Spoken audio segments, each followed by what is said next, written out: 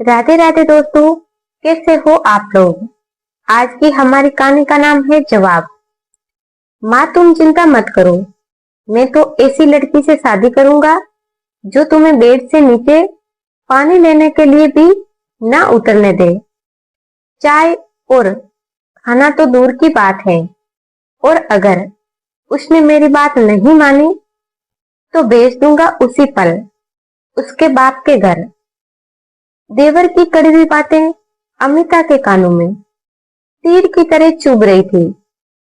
रोती हुई अमिता देवर की कड़वी बातें सुनकर भी चुपचाप रसोई में खाना बना रही थी। गुनाह सिर्फ इतना था कि उसने अपनी सास को सुबह 7 बजे की चाय 8 बजे बनाकर दी थी। 2 महीने की गर्भवती अमिता को इतनी उल्टियां होती, सिर दर्द होता, उसका एक भी काम करने का मन नहीं होता। गर्भावस्था के शुरुआती महीनों में तो खाना बनाने में सबसे ज्यादा दिक्कत तब होती जब दाल पकानी होती। दाल की सुगंध से ही उसे उल्टियां होने लगती। खाने में भी उसे कोई स्वाद नहीं आता और दिन भर मन अजीब सा बना रहता। लेकिन वे अपने मन की बात किसी से कह नहीं पाती थी। अमिता के पति अर्जुन उसकी कभी कोई बात नहीं सुनते। अगर अमिता कुछ कहने की कोशिश करती तो कहते, देखो अमिता, तुम औरतों की फालतू बिना सिर पैर की बातें सुनने का मेरे पास बिल्कुल भी समय नहीं है, इसीलिए तुम अभी यहाँ से जाओ और अपनी बात जाकर माँ से कहो। अर्जुन का रूखा व्यवहार और इस तरह की बातें उसका हमेशा दिल ही तोड़ देती। लेकिन शिकायत करे भी तो किससे करे। उसकी सास रोजी भी एक औरत और माँ होकर भी उसका दर्द नहीं समझती थी। ऊपर से रही सही कसर देवर करण ताने सुना सुनाकर और अर्जुन के कान भर कर पूरी कर देता।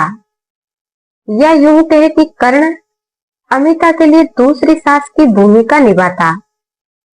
हर बात और हर काम में अमिता को सीख देने आ जाता कि घर की बहुओं को कैसे रहना चाहिए, कैसे सास ससुर और ससुराल वालों की देखभाल करनी चाहिए। अमिता के ससुराल में एक देवर, दो शादीशुदा नंदे और सास ससुर थे। पूरे घर में राज सिर्फ देवर का ही चलता। करण जैसे कहता सास सरोज वैसा ही करती और उनकी कही किसी भी गलत या सही बात को अर्जुन सिर झुकाकर मान भी लेते। अमिता ने कई बार कहा, अर्जुन घर की सफाई और काम के लिए एक काम वाली रख लेते हैं, क्योंकि 2 बच्चों के साथ मुझसे पूरा काम नहीं हो पाता। लेकिन करण के कहे शब्द अर्जुन भी अमिता के सामने दोहरा देते। तुम 2 बच्चों के साथ काम नहीं कर पाती और मेरी माँ 4 बच्चों के साथ कैसे घर संभालती थी। तुम आजकल की औरतों के नाटक बहुत हो गए हैं, जितनी सुविधाएं उतनी तकलीफ। अमिता ने चुप रहकर सब कुछ सहते सहते पहले बच्चे के जन्म में बहुत तकलीफ झेली। लेकिन समय के साथ उसने अपना मुंह खोलना शुरू किया। उसने दूसरे बच्चे के जन्म के समय साफ कह दिया, मैं अपने मायके जा रही हूं और मुझसे आप सब किसी काम की उम्मीद मत रखना। जितना बन पड़ेगा उतना करूंगी, बाकी आप खुद देख लो।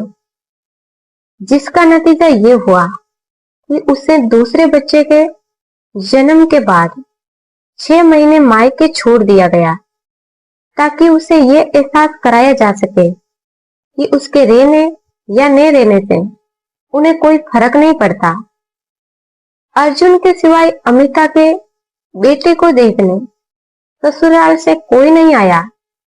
लेकिन बच्चों के मोह के कारण अर्जुन अमिता को वापस ले आया। उधर सरोजी और करण का व्यवहार वैसा ही रहा।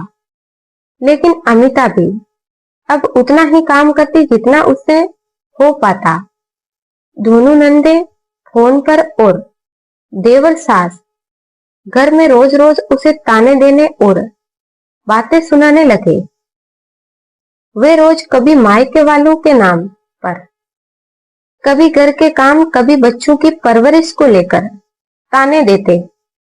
अमिता भी अब पलट कर हर गलत बात का तुरंत जवाब देती, जिससे घर में रोज झगड़े होने लगे। आखिर तंग आकर अर्जुन ने अपना ट्रांसफर दूसरे शहर करा लिया और सबको लेकर वहां चला गया। लेकिन वहां भी वह बात बात में अमिता को यह सुनाना नहीं भूलता था कि उसकी वजह से वह अपने परिवार से दूर हो गया। पर अमिता को फर्क नहीं पड़ता था। अब उसे सिर्फ अपने बच्चों की फिक्र थी। अर्जुन के कहने पर त्योहार पर सास से औपचारिक बातचीत हो जाती है और जैसे ही ताने शुरू होते, अमिता काम का बहाना बनाकर फोन काट देती। इसी तरह दिन बीतते गए। शादी के 10 साल बाद करण की शादी हुई। अमिता ने शादी होने तक रुककर सारी रस्में निभाई और तुरंत वापस चली गई। ना किसी ने उससे ज्यादा बात की, ना उसने, क्योंकि उसे दिए जाने वाले ताने और आने वाली बहू से अपार उम्मीदें उससे पहले ही सब बता देती थी। 2 साल बाद गर्मी की छुट्टियों में अर्जुन के जिद पर वे ससुराल आई। मन नहीं था फिर भी आई। आते ही देखा सब बदल चुका है। करण का टिफिन और सुबह की चाय सास रोज खुद खुशी खुशी बना रही थी। देवरानी रिया आराम से 8 बजे उठी, 9 बजे काम वाली आई, जिसने झाड़ू पोछा बर्तन सब किया। दोपहर का खाना अमिता ने अकेले बनाया। सरोजी ने शाम की चाय और खाना बनाने को कहा। अमिता को लगा शायद रिया की तबीयत खराब है। उसने पूछा भी, क्या वह ठीक नहीं हो? लेकिन रिया बोली, नहीं मैं ठीक हूँ, और अपना खाना लेकर कमरे में चली गई। घर और लोगों का बदला रूप देखकर अमिता एक तरफ खुश हुई, दूसरी तरफ अपने बीते दिनों की तुलना से दुखी। शाम को सबने टेबल पर खाना लगाया। अर्जुन बैठकर करण का इंतजार कर रहे थे। करण आया तो बोला, भैया आप खा लीजिए, मैं रिया के साथ कमरे में खाऊंगा, और दोनों का खाना उठाकर चला गया। अर्जुन को शर्म महसूस हुई। जैसे ही उसकी नजर अमिता से मिली, उसने निगाह झुका ली। अमिता मुस्कुरा दी। रात को काम समेटकर कमरे में जाने लगी तो बाहर करण की आवाज आई, रिया तुम आराम करो, अभी सिर्फ 2 महीने हुए हैं। जब तक भाभी है तुम्हें कोई काम करने की जरूरत नहीं। अपना और बच्चे का ध्यान रखो। कुछ बाहर से खाना हो तो बोलना, मैं ले आऊंगा।